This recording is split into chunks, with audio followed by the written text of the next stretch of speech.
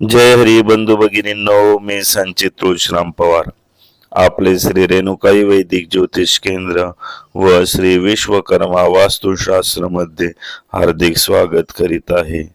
बंधू भगिनींनो, आज आपणासाठी घेऊन आलो आहे नवीन कथा. गोकुळाष्टमी निमित्त श्रीकृष्णाची जन्मकथा. श्रीकृष्णाचा जन्म कशा प्रकारे आणि का झाला याची सविस्तर कथा आज आपणास मी ऐकवणार आहे. चला तर मग ऐकूया आजची श्रीकृष्णाची जन्मकथा. बंधू भगिनींनो, आपणास माझा व्हिडिओ आवडल्यास लाईक व सबस्क्राईब करायला मुळीच विसरू नका. ज्योतिषशास्त्र, वास्तुशास्त्र याविषयी काही शंका असल्यास आपण मला 75 88 57 90 20 या क्रमांकावर संपर्क करू शकता. द्वापार युगात पृथ्वीवर राक्षसांचे अत्याचार हे वाढतच होते. तेव्हा पृथ्वी मातेने गायीचे रूप धारण केले. ती ब्रह्मदेव आणि विष्णू या दोघांकडे गेली. ब्रह्मदेव व विष्णूला पृथ्वीवर राक्षसांकडून होत असलेल्या अन्याय अत्याचार याविषयी सांगू लागले. तेव्हा ब्रह्मदेव विष्णूंना सांगतात की, हे प्रभू, पृथ्वीचे रक्षण करण्यासाठी आपला 8वा अवतार धारण करण्याची वेळ आता आली आहे. तेव्हा विष्णू म्हणतात, ठीक आहे, पृथ्वीचा उद्धार करण्यासाठी आणि राक्षसांपासून तिचे रक्षण करण्यासाठी मी मानव रूपात जन्म घेईन. राजा उग्रसेन हे मथुरेचे राजा होते. त्यांच्या मुलाचे नाव कंस असे होते. कंस हा जनतेवर खूप अन्याय अत्याचार करत असे. त्याचा ह्याच क्रूर स्वभावामुळे त्याने त्याचे वडील उग्रसेन यांना सुद्धा बंदी बनवून कारागृहात डांबून ठेवले होते. कारागृहात जाताना महाराज उग्रसेन कंसाला म्हणतात की, एके दिवशी तुझ्या पापाचा घडा नक्की भरेल. तू माझा मुलगा आहे याची मला अत्यंत लाज वाटते. सैनिक त्याला बंदी बनवून कारागृहात घेऊन जातात आणि मग कंस मथुरेत राज्य करू लागतो. तेव्हा कंसाची लहान बहीण देवकी हिच्या विवाहाची तयारी चालू असते. देवकी ही मथुरेचा राजा उग्रसेन याचे बंधू देवक याची छोटी कन्या होती. तेव्हा कंस देवकीकडे जातो व सांगतो की, देवकी, उद्या तुझे लग्न होणार आहे आणि तू कायमची इथून निघून जाशील. तुझ्या विना हा राजमहाल खूप खाली खाली वाटेल. तेव्हा देवकी देखील म्हणते की, बंधू, मला सुद्धा तुझी खूप आठवण येईल. मग दुसऱ्या दिवशी देवकीचा विवाह वासुदेव नावाच्या यदुवंशी सरदाराबरोबर होतो. मग देवकी आणि वासुदेव या दोघांचा विवाह पार पाडल्यानंतर कंस वासुदेव याला म्हणतो की, माझ्या बहिणीवर माझे खूप प्रेम आहे, म्हणून देवकीला मी माझ्या रथावरून स्वतः सोडायला येणार. तेव्हा वासुदेव देखील म्हणतात की, ही माझ्यासाठी खूप सौभाग्याची बाब आहे. मग कंस विवाह संपन्न केल्यानंतर देवकी आणि वासुदेव यांना आपल्या रथावर बसवून सोडायला निघतो. देवकीच्या वडिलांनी तिला सोबत भरपूर धन धान्य दिलेले असते. कंस हा देवकी आणि वासुदेव यांच्या सोबत गप्पा मारत असतो. तेवढ्यात एक आकाशवाणी होती. ती कंसाच्या कानावर पडते. हे कंस, ज्या देवकीला तू एवढ्या प्रेमाने आणि आदराने सासरी घेऊन जात आहे, तीच तुझ्या मृत्यूचे कारण बनणार आहे. कारण देवकीच्या गर्भातून जन्मलेला 8वा मुलगाच तुझा वध करणार आहे. अशी ही आकाशवाणी ऐकून कंस खूप विचलित होऊन जातो. मग तो ठरवतो की मी वासुदेवाचीच हत्या करून टाकतो, जेणेकरून त्याला देवकीच्या गर्भातून जन्मलेल्या पुत्रापासून कुठलेच भय राहणार नाही. कंस वासुदेव याला मारायला लागतो, पण देवकी त्याच्या विनवण्या करते. तसेच सांगते की, कंस, माझ्या पतीला मारू नको. मी तुला वचन देते, माझ्या गर्भातून जे बाळ जन्माला येईल ते मी स्वतः तुझ्या स्वाधीन करून टाकेन, पण माझ्या पतीस मारू नको. मग देवकीची गयावया बघून आणि दिलेले आश्वासन बघून वासुदेवाला मारत नाही, पण देवकी आणि वासुदेव या दोघांना मथुरेच्या महालात एका कोठडीत बंदी करून ठेवतो. यावर वासुदेव म्हणतो की कंस, देवकी तुझी बहीण आहे, तिच्यासोबत असे वागू नको. तुला हवे तर मला बंदी बनव. पण कंस काही न ऐकता दोघांना मथुरेतील कारागृहात बंदी करून ठेवतो. देवकी आणि वासुदेव हे दोघेही खूप दुःखी असतात. व्यथित झालेली देवकी वासुदेवाला म्हणते, स्वामी, माझ्यामुळे आज तुम्हाला या कारागृहात बंदी बनून राहावे लागत आहे. मीच तुमच्या जीवनात आलेल्या सर्व दुःख आणि संकटाचे कारण आहे. यावर वासुदेव म्हणतात, असे अजिबात म्हणू नकोस. तुझ्यासारखी पत्नी मला मिळाली हे माझे भाग्य आहे. तू मला पत्नी म्हणून लाभली याकरता मी मनापासून अत्यंत प्रसन्न आहे. एक दिवस असा नक्की येईल जेव्हा आपली इथून सुटका होईल आणि कंसाच्या पापाचा घडा भरेल. कंस हा सतत वासुदेव आणि देवकी यांचा छळ करायचा, त्यांना धमकवायचा.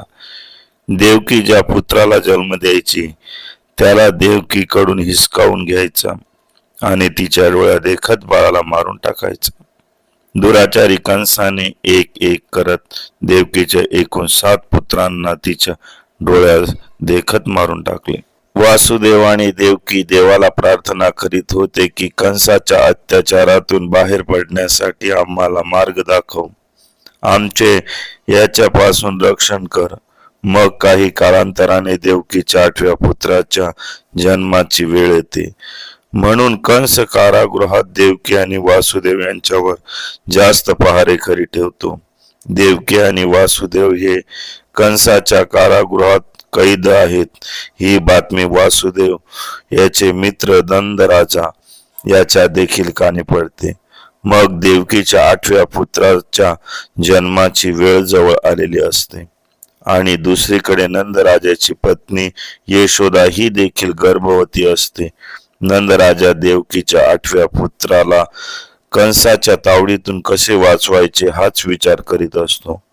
योगायोग असा होतो की जेव्हा देवकी तिच्या 8व्या पुत्राला जन्म देते तेव्हा यशोदा देखील एका मुलीला जन्म देते.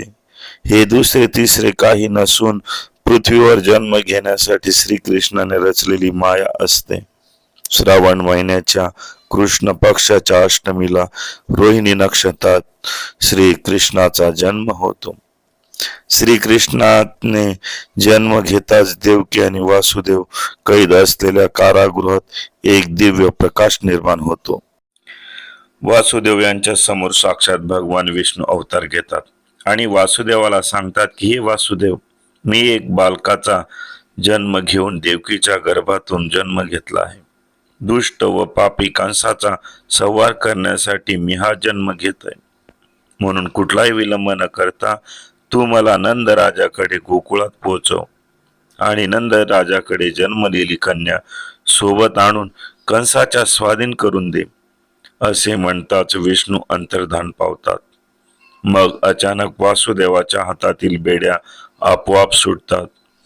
कारागृहातील दरवाजे उघडी होतात आणि सर्व पहारेकरी गाढ झोपी जाऊ लागतात आणि देवकी बेशुद्ध अवस्थेत पडलेली असते. मग वासुदेव त्या जन्मलेल्या बालकाला एका टोपलीत ठेवतात आणि डोक्यावर टोपली ठेवून भर पावसात वादळ वाऱ्यात निघतात.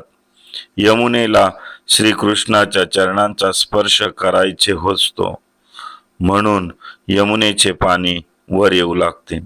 वासुदेव बाळाला कसे घेऊन जायचे याबाबत खूप चिंतित असतो, पण श्रीकृष्णांच्या चरणांचा स्पर्श झाल्यानंतर यमुना आपले पाणी खाली आणते. कृष्णाची ही सर्व अघात लीला वासुदेव आपल्या डोळ्यांनी बघत असतो. मग यमुना पार करून वासुदेव श्रीकृष्णाला घेऊन नंदराजाकडे गोकुळात पोहोचवतो आणि गोकुळात जाऊन वासुदेव नंदराजाला सांगतात की मी या बालकाला तुझ्याकडे सोपवित आहे. हाच मोठा झाल्यानंतर अत्याचारी कंस याचा वध करून मथुरा वासियांना त्याच्या अत्याचारातून मुक्त करेल. यावर नंदराजा म्हणतात, मित्र वासुदेव, यशोदा आता गाढ झोपेत आहे. मी लगेच या बाळाला यशोदेच्या शेजारी ठेवून देतो आणि यशोदेने जन्म दिलेल्या मुलीला तुझ्या स्वाधीन करतो. मग वासुदेव नंदराजाकडून यशोदेने जन्म दिलेल्या बालिकेला घेऊन पुन्हा मथुरेत येतो. वासुदेवाने कारागृहात प्रवेश करतात. कारागृहातील दरवाजे आपोआप बंद होऊन जातात. वासुदेवाच्या हातात पुन्हा बेड्या येऊ लागतात. सर्व पहारेकरींना देखील जाग येऊ लागते. मग बाळाच्या रडण्याचा आवाज येताच पहारेकरी जागे होतात. वासुदेव देवकीला सांगतात की तुझ्या गर्भातून जे 8वे बाळ जन्माला आले आहे ते मुलगा नसून मुलगी आहे. हे ऐकून पहारेकरी कंसाला सांगतात की देवकीने पुत्र नव्हे तर पुत्रीला जन्म दिला आहे. तेव्हा कंसाला वाटते की त्याच्या भीतीने देव देखील घाबरले आणि त्यांनी जन्म घेतला नाही. विधीचे विधान बदलले आहे, पण मी कुठलाही धोका पत्करणार नाही. देवकीच्या गर्भातून जन्मलेल्या कन्येचा देखील वध करून टाकेन. मग कंस देवकीकडे त्या मुलीला हिसकावण्यासाठी जातो. तेव्हा देवकी कंसाला म्हणते की कंस, तुला माझ्या 8व्या पुत्रापासून धोका आहे. ही तर मुलगी आहे, मग हिला का मारतो आहेस? हिला मारू नको. पण कंस देवकीचे काहीही न ऐकता त्यावर मुलीला देवकीकडून हिसकावतो व जमिनीवर फेकू लागतो. तेवढ्यात ती कन्या कंसाच्या हातातून सुटून हवेत जाते आणि अचानक देवीचे रूप धारण करते. देवी त्याला म्हणते, कंस, मला मारून तुला काय लाभ होणार आहे? तुला मारणारा तर या पृथ्वीवर जन्म घेऊन आलेला आहे आणि तो गोकुळात नंदराजा आणि यशोदेकडे पोहोचला आहे. एवढे बोलून देवी अंतर्धान पावते. हे ऐकून कंस खूप चिडतो. मग कृष्णाला मारण्यासाठी कंस अनेक राक्षसांना गोकुळात पाठवतो. पण कृष्ण सर्व राक्षसांचा अंत करून टाकतो आणि मग मोठा झाल्यानंतर मथुरेत येऊन कंसाचा वध करून तो राजा उग्रसेन, वासुदेव, देवकी, मथुरेतील जनता यांची कंसाच्या तावडीतून कायमची सुटका करतो.